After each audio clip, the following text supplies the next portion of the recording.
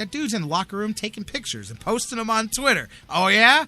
I'm going to introduce myself in a few minutes, and J.J. Watt took that picture. But funny stuff. I'll tell you what scares me, and it's just the nature of our society. But J.J. Watt, I think, is 25 years old. We're not talking about a grizzled 35-year-old guy like Brett Kiesel or somebody like that. He's only 25, but the difference in the generations from 25 to rookies, forget about the old guys. There really is a difference.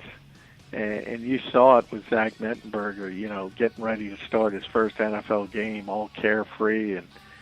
And there are people who take their profession seriously. And Zach Mettenberger kind of figured that out yesterday. Yeah, you got that right, man. That's funny, too, because it's the generation we live in, like you said. I mean, another generation. Even, like you said, perfect age break, 25 there. That would be the most laughable idea. Yeah, I'm going to be in the locker room taking pictures and social media and stuff before, that's just, it's the change of the world that we live in. So and nobody knows that better than you guys in the all-season with Johnny Manziel. You know it, exactly.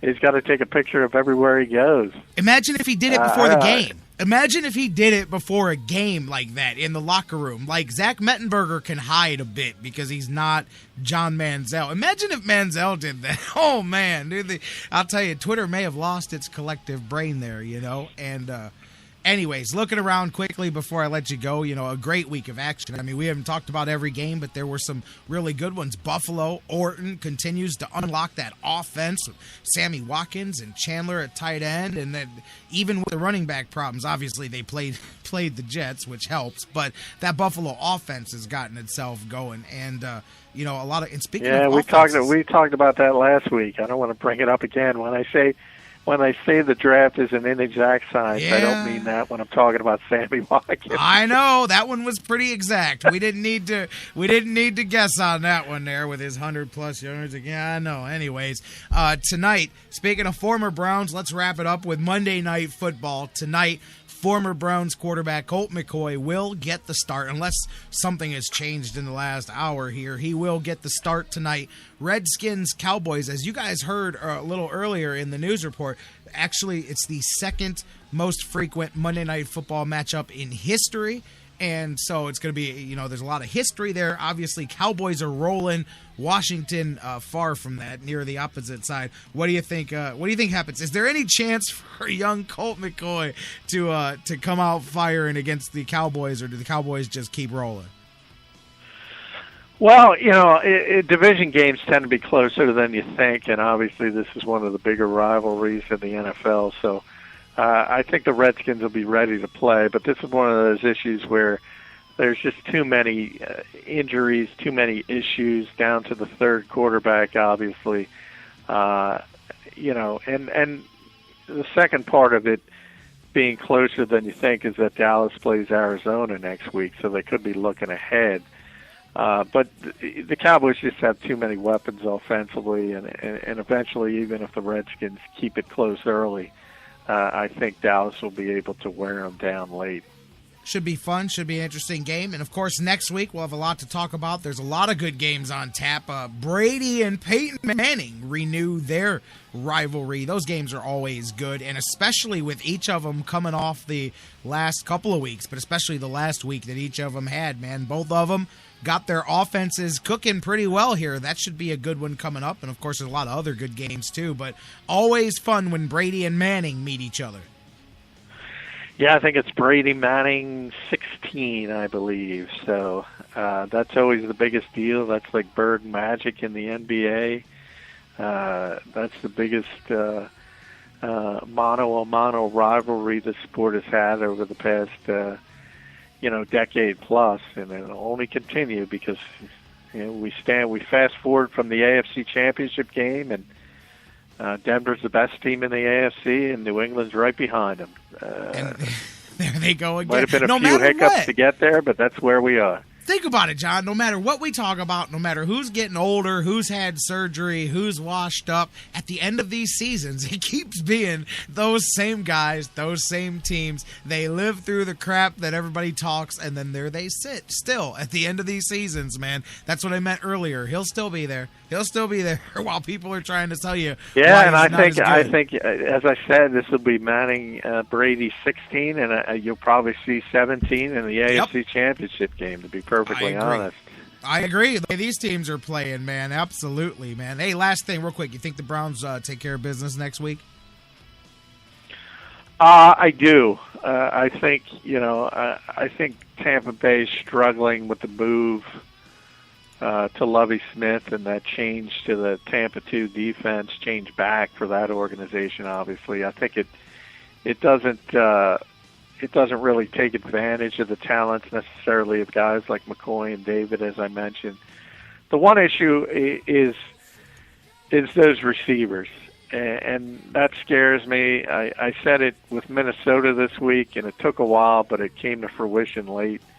And the fact they're a lot like Chicago in that you can just throw the ball up to those guys, and they'll go up and get it. So you have to be careful, especially in the red zone. If you saw the Safarian Jenkins touchdown, he was basically double covered. It was great coverage, and he just won up over two guys because he's 6'5" and brought the ball down. So that's the one issue I would be concerned about. But they're a team, as I said, the snowball's going down the hill, and it's tough to stop it. And they don't have a lot of confidence in themselves right now. And as you said, I got to believe Cleveland holds serve. And as you said, they're also one of the teams that may, if any teams make any moves here, in the least anticipated trade deadline in all of Major League sports. Though most people probably don't even know that when the NFL trade deadline is, because it's just not the same as the other sports. But you never know as well how that changes perhaps the makeup of that Bucks team, depending on what they do this week too. John McMullen from the Sports Network, man, thank you so much. An extended conversation today, but it was a good week of football, man, and a good conversation. Thank you, my man. All right, thanks, buddy. You got it. John McMullen, of course, you guys can tweet with him at JF McMullen on Twitter. Check him out on the Sports Network. His articles are syndicated in newspapers around the country. And, of course, he's with us every Monday live right here on the Sports Fix, in and off season, by the way. Let's take a break, come back, keep it rolling. We're talking football, not just NFL, but college as well. The Buckeyes, man. What started one way went a different way by the time you got through four quarters. Bucks and Penn State, a overtime thriller to talk about. We'll talk Browns and more with Dan Wismar from the Cleveland Fan joining us next, talking Browns and OSU Buckeyes football next on The Fix.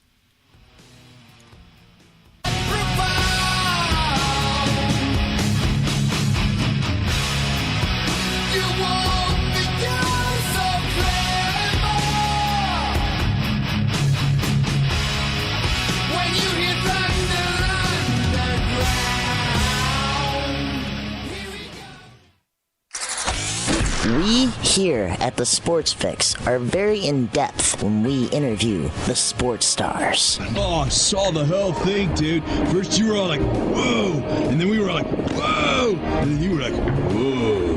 What are you talking about? You got serious thrill issues, dude. Oh, awesome. Oh. Maybe not, but you should still listen. Portions of the Sports Fix brought to you by Fantasy Jocks. Visit fantasyjocks.com, your fantasy sports superstore. Championship belts, rings, trophies, and more. Fantasy sports lovers, you put so much time, hard work, and effort into playing week to week that it quickly stops being a fantasy and starts getting real. Real time spent making real decisions, creating real victory. I'm the greatest man in the world! And when the smoke clears, you want to show off those victories with a real prize. I mean, a really real prize. Nobody does that like Fantasy Jocks. The crew over at Fantasy Jocks have beautiful, high-quality, and heavy-duty championship belts, rings, trophies, and so much more for all your fantasy sports needs. The trophy's 12 feet high, and it is glorious! Football, baseball, hoops, you name it, they have it. Plus, they have awesome draft kits and party supplies to make all your preseason activities the envy of everyone. If your league needs a ring, belt, or trophy, or you want to upgrade what you already have, there's literally only one place to go. If you're going to be a fantasy jock, do it right. It's mine, the most magnificent belt ever created, and it's mine. With America's fantasy sports superstore, fantasyjocks.com. The Sports Fix is now available every day on the world's largest internet radio service, iHeartRadio. Download the free iHeartRadio app, subscribe to the show, and get your fix. I'm Pro Football Hall of Famer Paul Warfield. There's just one place where students are students first and athletics are played with purpose and perspective. That place is your local high school. High school sports help young people become confident leaders and role models and use the skills developed today to do even bigger things in life tomorrow. High school sports, a winning part of a complete education. This message presented by the Ohio High School Athletic Association. In baseball, miracles can happen when a team works together. 2 out, bottom of the ninth, down to their last strike. The same is true in the fight against cancer. That's why MLB has teamed up with Stand Up to Cancer. Because we believe that when we all stand up together, 41,000 on their feet, we can make cancer history. Now everybody's standing. What a buzz in this building. This is beyond a dream. Stand up with MLB at standuptocancer.org. Hey, Cleveland, this is Ed Doherty, voice of St. Ignatius Wildcat Football, and you're listening to the Sports Fix.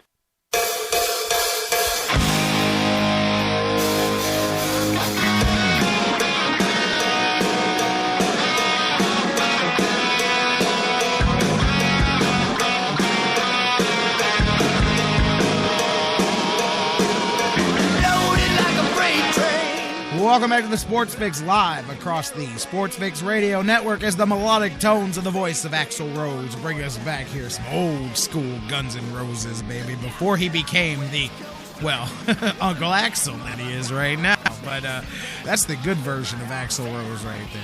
Welcome back to the show. J-Rock back with you as we roll on. Going to be joined momentarily by Dan Wismar from the Cleveland Fan. We've got a lot to talk about, some football, some Browns, Buckeyes. Well, a lot to talk about there, too. A lot more than we thought there may have been in the first half of the game, even. But we'll talk about that. So since the phone lines are closed, as we head into the third hour now of the show, you can hit us up on Facebook and Twitter. Facebook.com/The Sports Fix. Tweet with us at The Sports Fix CLE. Email us, The Sports Fix at AOL.com. I'm going to go to the phones. As I said, let's talk some pigskin. Dan Wismar's with us every Monday and Wednesday. Today is going to be a good conversation. They all are. Today we just got a lot more to talk about than usual. Dan Wismar from the Cleveland Fan. How you doing? I'm doing great, Jerry. They're all good conversations, but they're always a lot more fun when the Buckeyes and the Browns both post a victory. So we're celebrating a little bit today. Absolutely, and I mean not just that. There was a great baseball had over the weekend. I mean it was a pretty interesting sports weekend here across the spectrum. But yeah, Buckeyes, Browns. We'll get into the Bucks here in a second. We've been talking Browns, so we'll just kind of stay on that one for a minute there. But obviously you were in person. Let's talk a bit about the Browns. Ugly, but I don't care because in the record book it doesn't say pretty wins, ugly wins, losses, and ties. They skipped the first two parts of that. So Browns did get the victory. You were there. What was it like in the house? What was the atmosphere like with the struggles in the first half? Well, I think it was a little bit festive. I mean, first of all, it was a beautiful day, so that always helps a lot when you're not fighting the weather down there. But that crowd down there has been, boisterous, enthusiastic. It hasn't been quite as loud ever since that Ravens game. It wasn't as loud for Pittsburgh because we had a 3 or 4 touchdown lead and there wasn't the suspense at the end. But, people are having a good time. And after the Jaguars thing, everybody, I think, is just a little bit on edge. And even going down to the end of the third quarter yesterday, I mean, we're biting our fingernails. I mean, we're up a field goal, and the Raiders are driving down the field and running at us. And, it's hard to overstate how big the hit that Whitner put on McFadden was and the lucky bounce into Joe Hayden's hands. I mean, come on.